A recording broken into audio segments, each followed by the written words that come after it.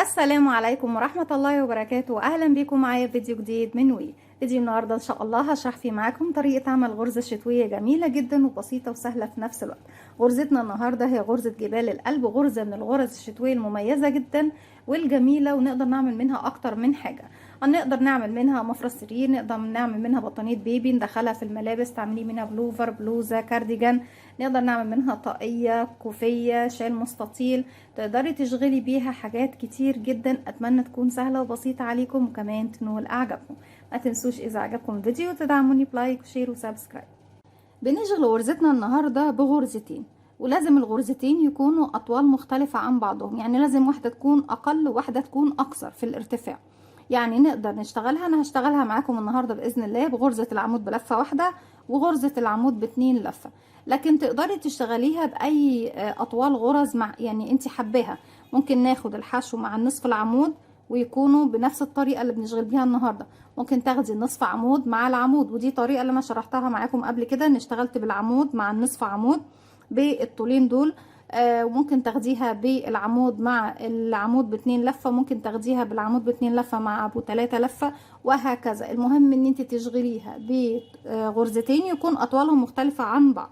عدد سلاسل البداية بيكون مضاعفات رقم 2، يعني عدد زوجي، ما بزودش عليها حاجة وما بنقص عليها حاجة. بسيب مسافة من الخيط، بشتغل بخيط صوف متوسط سمك مع إبرة رقم 3.5 مليمتر.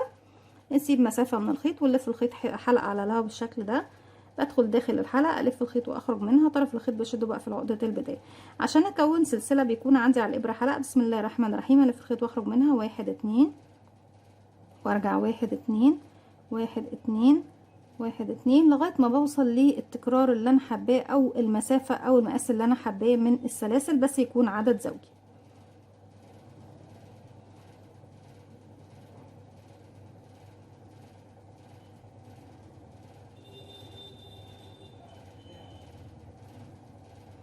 اكتفي بهذا القدر ولا نكمل شوية كمان عشان بس الغرزة تكون باينة معانا اهي. طيب بالنسبة لعدد سلاسل البداية، عشان ابتدي اشتغل السطر الاول كله بيكون بغرزة العمود بلفة. هشتغل عمود بلفة، بيكون معايا الابرة حلقة، بلف لفة واحدة، جاية من اسمه اني بلف الخيط على الابرة مرة واحدة. اصبح معايا الحلقة الاساسية واللفة بقوا 2. هسيب 1 2 3 4 من الفراغات اللي تحت واروح لرقم 5، ادخل في الحلقة الخلفية، اسحب الخيط واخرج. معايا على الابرة 3 حلقات، بلف الخيط واخرج من حلقتين، اتبقوا 2 بلف الخيط واخرج منهم. تاني بلف الخيط، ادخل فراغي في الغرزة اللي بعدها في الحلقة الخلفية، اسحب الخيط واخرج، الف الخيط واخرج من حلقتين، الف الخيط واخرج من حلقتين، وبكمل السطر كله بغرزة عمود بلفة فوق كل فراغ يقابلني لغاية ما بوصل الى نهاية السطر. رجعت لكم تاني وكده زي ما احنا شايفين السطر الاول كله بغرزة العمود بلفة. السطر التاني هيكون بغرزة الحشو. غرزة الحشو هتكون ثابتة معانا في اي مرة بتغيري فيها الغرز. يعني انت لو بتشتغلي بغرزة الحشو مع نصف عمود بردك السطر التاني هيكون كله حشو. لو بتشتغلي باي اطوال السطر التاني دايما ثابت عندك بغرزة الحشو. برتفع سلسلة ارتفاع غرزة الحشو، تحت كل فراغ بيقابلني بشغل غرزة حشو واحدة. ازاي بشغل غرزة الحشو؟ بيكون عندي على الابرة حلقة، بدخل فراغي، اسحب الخيط واخرج، معايا حلقتين، الف الخيط واخرج منه، وفي كل فراغ بيقابلني بدخل وبشغل غرزة حشو واحدة لغاية ما اوصل لنهاية السطر. رجعت لكم تاني، والسطر اللي جاي هو بقى السطر اللي هيكون فيه معانا يبتدي يتكون شكل الغرزة. هبتدي اشتغل 3 سلسلة ارتفاع غرزة عمود بلفة، 1 2 3، وهعتبر ان انا اشتغلت فوق الفراغ الاول غرزة عمود بلفة واحد، بلفة واحدة وهو واحد بس. واحنا في كل غرزنا بنشتغل مرة واحدة، يعني دي مش من الغرز اللي بنشتغل اكتر من مرة في الفراغ. كده اشتغلنا فوق الفراغ الاول عمود بلفة واحدة. طيب الفراغ التاني هشتغل عنده عمود ب2 لفة، بس مش هشتغل فوق غرزة الحشو اللي تحت، لا، هنزل للعمود التاني عندي تحت هنا وابتدي اشتغل عمود امامي بس ب2 لفة. ازاي بشتغل العمود ب2 لفة؟ بيكون عندي على الابرة حلقة، بلف بقى المرة دي 1 2، يبقى معانا هنا لفتين على الابرة، واسمه جاي طبعا ايه باننا نلف الخيط على الابرة مرتين. اصبح معايا 3 حلقات. زي ما قلت لكم مش هشتغل على الفراغ اللي فيه حرف الفي بتاع غرزة الحشو، لا، هشتغل عمود بلفة ب2 لفة امامي. امامي يعني بشتغل من وش الشغل. العمود اللي هشتغل فيه اهو قبله فراغ وبعده فراغ، باجي من الفراغ اللي قبله بدخل برفع العمود عندي على الابرة وبخرج من الفراغ اللي بعده، الف الخيط واسحب واخرج، معايا 4 حلقات. هلف الخيط واخرج من حلقتين بتبقوا 3، بلف الخيط واخرج من حلقتين بتبقوا 2، هلف الخيط واخرج منهم. غرزة الحشو اللي في الخلف دي انا ما بشتغلش فوقيها يا بنات. بعد كده هلف الخيط مرة واحدة، يعني عمود بلفة واحدة على الفراغ اللي بعده، والفراغ اللي بعده بشتغله على غرزة الحشو تحت حرف الفي، وناخد بالنا من خطوات غرزتنا كويس. الف الخيط واخرج من حلقتين، الف الخيط واخرج من حلقتين. الفراغ اللي جاي ده ما بشتغلش ايه فيه، بشتغل فين؟ بشتغل عندي هنا يا بنات اهو. طبعا العمود اللي اشتغلته عند الحشو بسيب العمود اللي تحته، الفراغ اللي تحت ده العمود اللي تحته، بروح بقى الف الخيط مرتين، بسيب غرزة الحشو دي واروح للعمود اللي تحتها واشتغل عمود امامي عليه. طيب انا عندي العمود اهو قبله فراغ وبعده فراغ، بدخل من الامام في الفراغ اللي قبله، ارفع العمود على الابره واخرج من الفراغ اللي بعده، الف الخيط واخرج من تحت العمود. معايا 4 حلقات، بلف الخيط واخرج من حلقتين اتبقوا 2، بلف الخيط اتبقوا 3 عفوا، الف الخيط واخرج من 2 اتبقوا 2، الف الخيط واخرج منهم. مكان ما بشتغل عمود امامي بسيب غرزة الحشو اللي خلفه. طيب الفراغ اللي جاي بشتغل عمود بلفة واحد، يعني مرة بشتغل عمود بلفة واحد بيكون مكانه تحت حرف الفي على غرزة الحشو نفسها، ومرة بشتغل عمود ب2 لفة بس امامي، بسيب غرزة الحشو خالص وبشتغل تحتها في العمود اللي تحتها بس عمود امامي.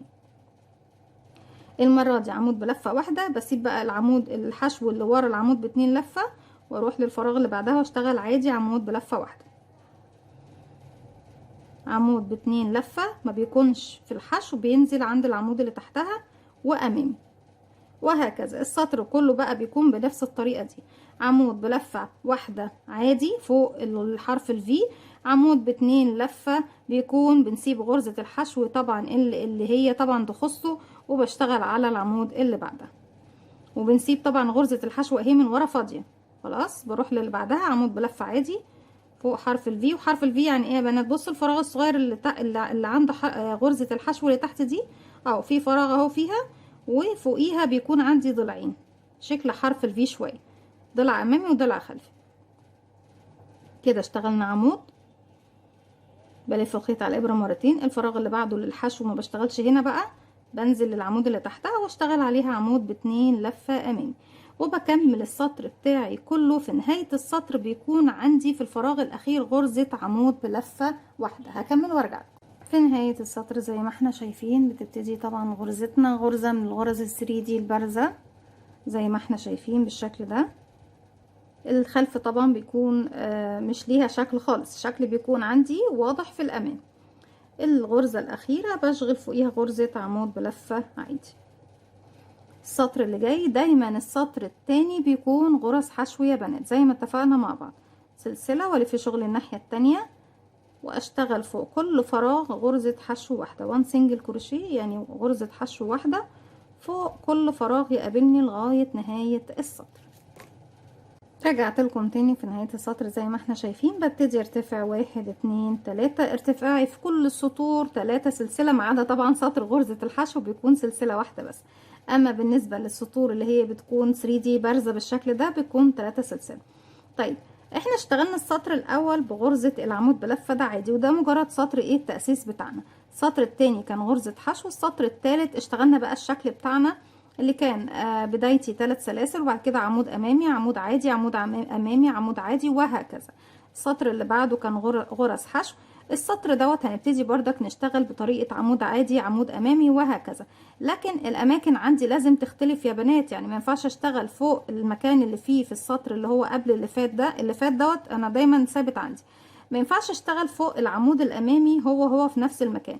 يعني انا هنا لو اشتغلت 3 سلسله ورحت في الفراغ دوت رقم 2 اشتغلت عمود امامي، الشكل مش هيطلع معايا زي ما احنا حابين. فالسطر دوت دايما يعني انا عندي كده 1 2 3 4، السطر رقم 5 بشتغل 3 سلسله، وفي الفراغ رقم 2 كمان بشتغل عمود بلفه واحده عادي، يعني تحت ايه حرف الفي.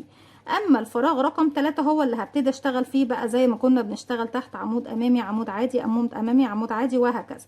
يبقى دلوقتي الامامي بيكون ب2 لفه، بلف الخيط مرتين، بسيب غرزه الحشو اللي فوقيه واروح للعمود نفسه اهو، هتلاقوه هو باين عندي هنا كأن يعني هتلاقوه في وسط الاتنين الامامي. هذا هنزل هنا في الفراغ اللي قبله، هرفع العمود على الابره، اخرج من الفراغ اللي بعده، الف الخيط واخرج من تحته، اكمل عمود ب2 لفه امامي بالشكل ده. بصوا بقى الشكل عندي، انا بقى عندي هنا غرز البرزة، وفي السطر اللي بعده المكان هيكون ايه عكس التاني، شايفين اهو. ما تشتغليش الامامي فوق بعضه، لا لازم شكل غرزتنا تاخد شكل الجبال كده، عشان كده احنا يعني هي اسمها جبال القلب. بعد كده الفراغ طبعا اللي بعد الغرزة اللي اشتغلتها امامي بسيبه واروح للي بعدها، اشتغل عمود بلفة واحدة عادي فوق حرف الفي، لفتين على الابرة، بسيب غرزة الحشو وانزل للعمود اللي تحتها واشتغله امامي، باجي للفراغ اللي قبل العمود، ارفع العمود على الابرة واخرج من الفراغ اللي بعده، اسحب الخيط واخرج.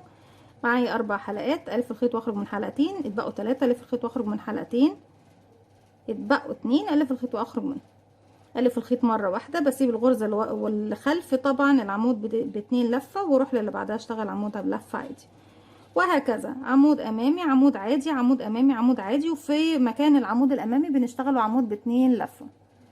غرزة من الغرز المميزة جدا، وزي ما قلت لكم تقدروا يعني تختلفوا في اطوال الغرز زي ما انتوا حابين. كده اشتغلت بنفس الطريقة لنهاية السطر. بصوا شكل غرزتنا قد ايه جميل ومميز، غرزة من احب الغرز اللي بحب اشتغل بيها جدا. في نهاية السطر اخر غرزتين بيكونوا عمود بلفة عادي عمود بلفة عادي، يعني 2 عمود بلفة في اخر فراغين موجودين عندي. زي ما ابتديت بعمودين بختم بعمودين. طيب السطر اللي بعده هيكون سطر بغرز الحشو كامل، السطر اللي بعده هيكون تكرار للسطر رقم 2، ارجع حشو وبعد كده تكرار السطر رقم 3، عفوا السطر رقم 5. يعني بصوا يا بنات، انا لغايه ما اوصل للارتفاع اللي انا حباه من الغرزه، السطر الاول دايما بيكون سطر تأسيس. هتبصوا تلاقوا بعد كده بقى التكرار عندي هيكون من السطر رقم 2 للسطر رقم احنا كده 2 3 4 5، من السطر 2 ل5 هو التكرار بتاعي، لان طبعا السطر اللي هو الاعمده كامله انا ما بكرروش في ارتفاعاتي خالص. انا بكرر ايه؟ بكرر سطر بشغل سطر الحشو فوق كل مره بشتغل فيها اعمده، وبكرر اللي هم السطرين دول، يعني السطر رقم 2 والسطر رقم 5 هم دول السطرين اللي بكررهم على مدى ارتفاعي لغرزتي. لكن بعد كل مرة بشتغل فيها سطر منهم بشتغل غرزة حشو في السطر اللي فوقيه على طول، يعني السلسلة، وبشتغل بقى ايه غرزة حشو على كل غرزة تقابلني لغاية ما بوصل لنهاية السطر. وفي نهاية السطر برتفع 3 سلسلة وبكرر السطر ايه اللي هو اللي احنا ابتدينا نأسس فيه غرزتنا اللي هو رقم 2، ارجع اشتغل حشو وارجع اكرر السطر اللي هو ايه رقم 5، وهكذا لغاية ما توصلي للارتفاع اللي انت حباه. تقدري زي ما احنا قلنا في البداية نشتغل بالغرزة النهاردة اكتر من حاجة، نقدر نعمل منها شنطة، نقدر نعمل منها جراب، تقدري تعملي منها كوفية، شال مستطيل، بلوفر، بلوزة. وان شاء الله في حلقة تانية انا شرحت معاكم بلوفر رجالي بالغرزة دي، وشوفنا طريقة التناقص فيها كانت ازاي. في حلقة تانية بإذن الله هشرح معاكم طريقة عمل الصدر المربع بداية من الأعلى طبعا للأسفل، لأن البلوفر اللي عملناه مع بعض كان من الأسفل للأعلى، لا هنبتدي نعمل مع بعض بإذن الله صدر مربع بغرزة جبال القلب. أتمنى إن شاء الله إن هو يكون سهل وبسيط عليكم. دي كانت فكرة الفيديو بتاعي النهاردة، غرزة جبال القلب بس باستخدام غرزة العمود بلفة والعمود ب2 لفة وغرزة الحشو. اتمنى تكون سهلة وبسيطة عليكم. ما تنسوش بقى اذا عجبكم الفيديو تدعموني بلايك وشير وسبسكرايب، واستنوني في فيديو جديد من وي. وما تنسوش كمان تفعلوا زرار الجرس يوصلكم مني كل جديد. السلام عليكم ورحمة الله وبركاته.